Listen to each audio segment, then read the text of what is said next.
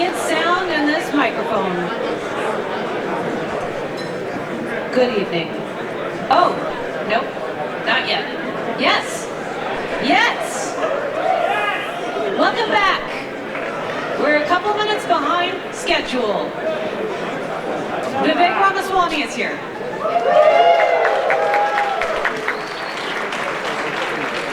He knows how much you value your time.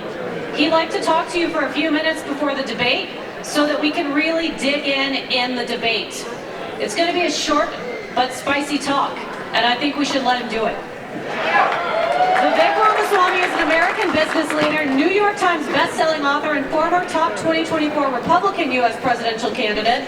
He was born and raised in Cincinnati, Ohio, after which he attended Harvard for college, where he was known for moonlighting as a Libertarian rapper. Vivek cast his first vote for president in 2004 for Michael Badnarik, the Libertarian nominee, a fact that he was criticized heavily for during the Republican primary. Vivek often quoted Hayek and Mises on the campaign trail, and his signature campaign issue was shutting down the regulatory state. He has founded multiple multi-billion-dollar companies and is an unapologetic defender of capitalism. In 2022, he founded Strive, a financial services firm. That is amazing, and my phone just died. Without further ado, let's welcome Vivek Ramaswamy to the stage.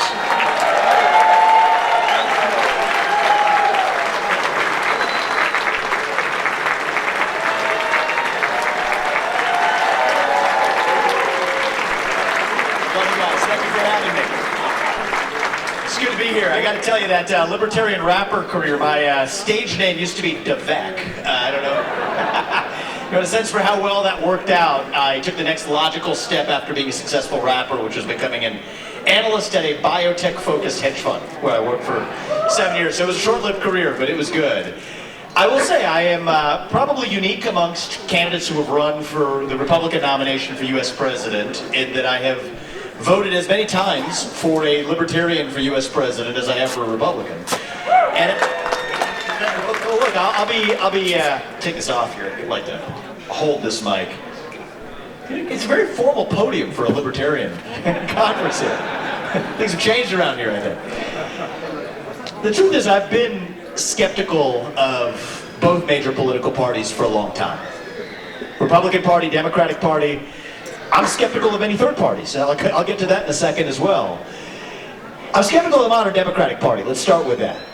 The reasons for that are obvious. The conventional wisdom is the current Democratic Party is a socialist party. I don't think so. I think it's increasingly leaning in a Marxist direction. Teaching people that your identity is based on your race, your gender, your sexuality, the attributes you inherit on the day you're born, riding the tectonic plates of group identity, an invisible power relationship with every other human being, and that we have to correct for those power relationships in the name of equity. A party that in the name of diversity has sacrificed now true diversity of thought. A party that in the name of equity has sacrificed true equality of opportunity. A party that in the name of inclusion has created a culture of exclusion, where certain points of view just aren't welcome. Now weaponizing the justice system to go after their own political opponents. No, that's not in any sense a Democratic Party that stands for democratic principles. It is increasingly a tyrannical vehicle for advancing Marxist policies in the United States of America. So yes, I am skeptical of the Democratic Party. But I will also tell you, I'll take that. That sounds good. Because it's important. We're going to call out everybody here. What was the old Ron Paul quote? Truth is treason in their empire of lies. That's the modern Democratic Party. And truth is treason today, but we're going to speak the truth and commit treason of truth right here in Washington, D.C. I have also been a longtime skeptic of the establishment wing of the Republican Party. Think about the party that led us into war in Iraq in 2004. It wasn't really the Democrats. It was the Republicans in the wake of 9/11. I was against it at the time, as I am today. Look at the party that not only give us the crony capitalist conditions for the 2008 financial crisis. People miss this. This was not greed that caused the 2008 financial crisis. This was government-ordained policy that created the financial crisis, from the actions of the U.S. Federal Reserve to raining money from on high like manna from heaven. That's what gave us the '08 financial crisis. And by the way, I didn't tell you my own story here. My parents came to this country 40 years ago with no money. You know what? When I graduated from college, I didn't make any bones or apologize for it.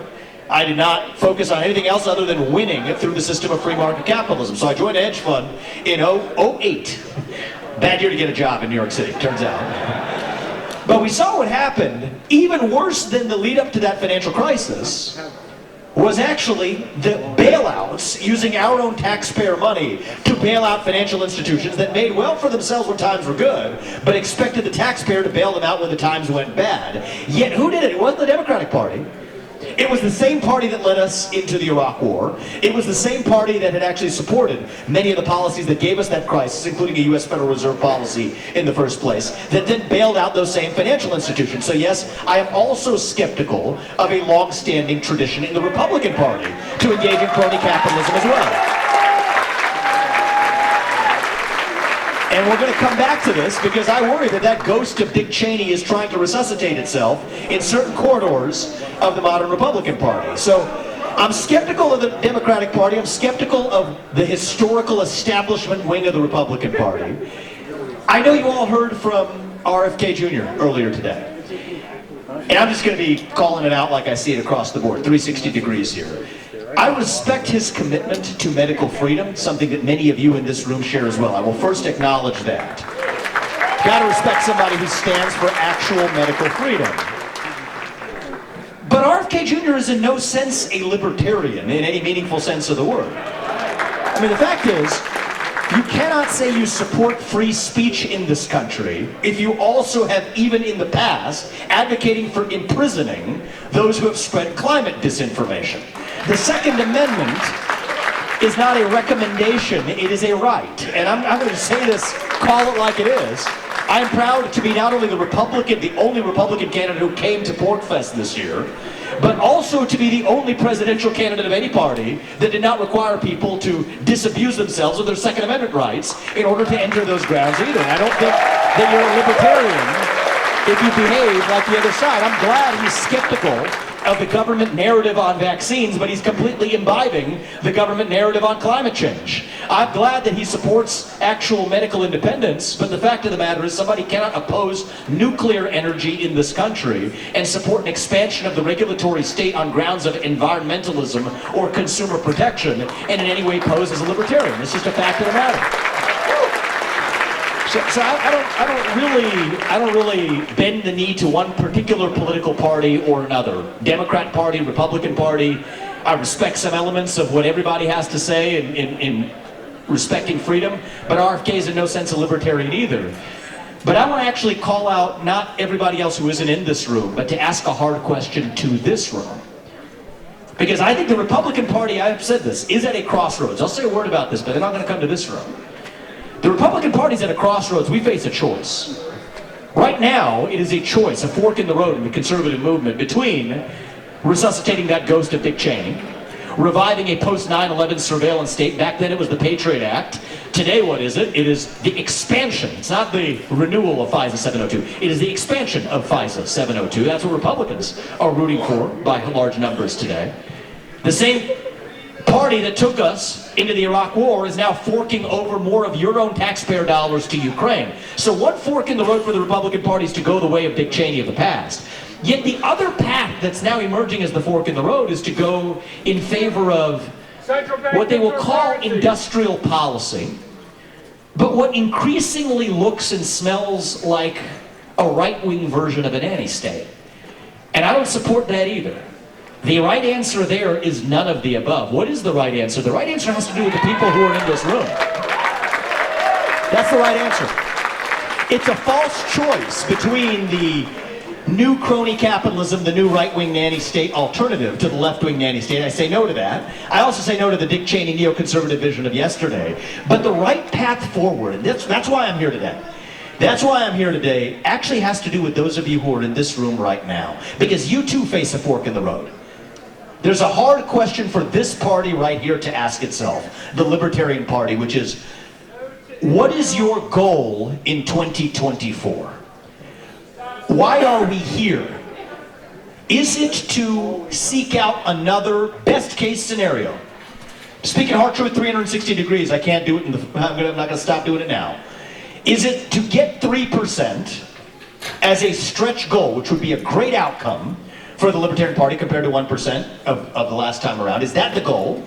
And to call that a victory and to move on? Or is it to actually take the freedom-centric ideals that those of us in this room share deeply in common and to actually translate that into action? By working and influencing and having a seat at the front of the table of the next administration. That's the question for you to ask yourself. I'm not telling you what the answer is. We already tried. But the question is, what do... It's not you don't owe me an answer. Nobody owes me an answer. I'm a guest and I'm glad to be here. But the question is, do you want to get 3% or shoot for that as a stretch goal, or do you actually want to change this country by working together? And I will tell you this, I'm speaking to you as a libertarian at my own core.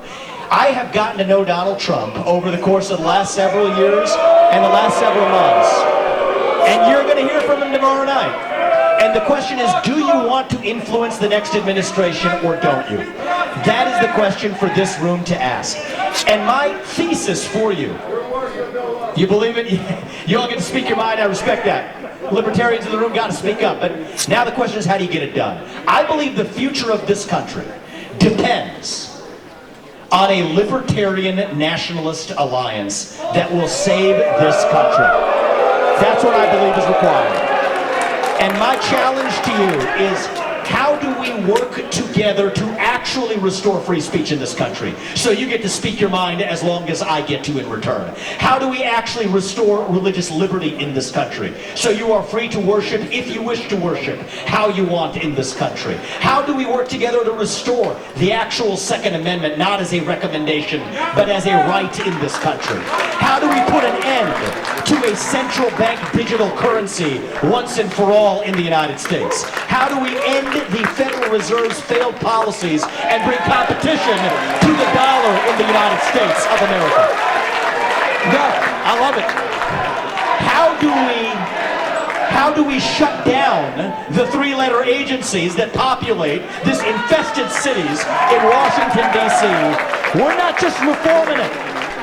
You cannot reform that beast. You want to get serious, get in there and shut it down. Shut down the FBI. Shut down the ATF. Shut down the CDC. Shut down the U.S. Department of Education. Fire 75% of the federal bureaucrats in Washington, D.C. and send them home packing because they never should have had that job in the first place. Rescind every unconstitutional federal regulation that Congress never passed. SEC to FTC to FDA to TSA. I call that 1,000 standing around, by the way. God knows what. Shut it down. So the question is, how do we work together to actually make possible in this country what we have not yet achieved? How do we revive who we are? The Constitution of 1789, the Revolution of 1776. I am sick and tired of standing around here complaining about it, but what I wish to do is to translate this vision into action, because that's what our founding fathers did 250 years ago. You don't get this without making a sacrifice.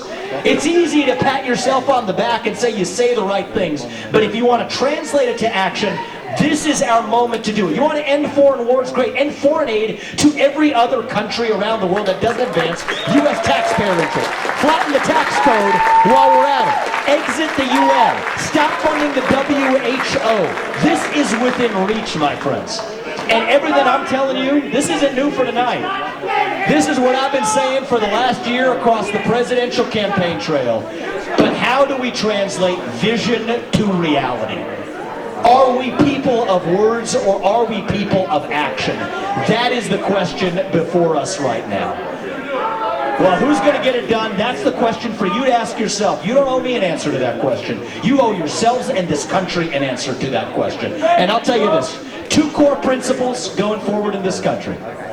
The people we elect to run the government should be the ones who actually run the government, not the shadow government in Washington, D.C. And the sole moral duty that those leaders owe The only moral duty of a U.S. elected leader is to a U.S. citizen right here at home. Not somebody else halfway around the world, right here at home in our own country. It's not too much to ask. It's not a black idea, or a white idea, or a Democrat idea, or a Republican idea. These are American ideals that we secured in 1776. And I think we live in a 1776 moment right now. And I've come here today to tell you, from one former libertarian rapper to an audience of libertarians here with us today, let us move from words to action. Let us actually take the policies that you and I care about and turn them into reality and have a front seat to make sure we get it done. And if I have anything to do with it, I believe many people in this room should be advising, if not directly involved, in the next administration of the United States of America. That's why I'm here today.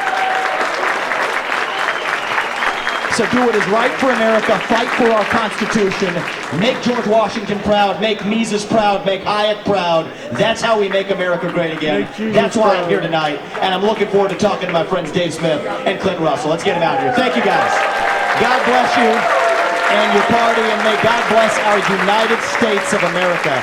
Let's actually get the job done. Thank you guys. Appreciate it. Thank you.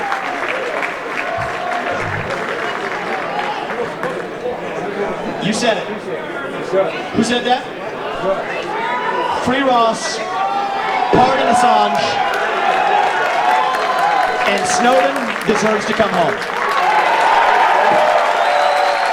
That much we agree on. I said it on day one of the campaign, and if we have anything to do with it, just met Gabriel, Julian's brother. That man should not be in a foreign prison. That's what it means to be free. And by the way, every peaceful January 6th protester deserves a pardon, along with every one of those protesters on day one in this country. That's what it means to stand for one standard of the rule of law in America. Thank you, guys. Couldn't leave that out. Thank you. Thank you for that.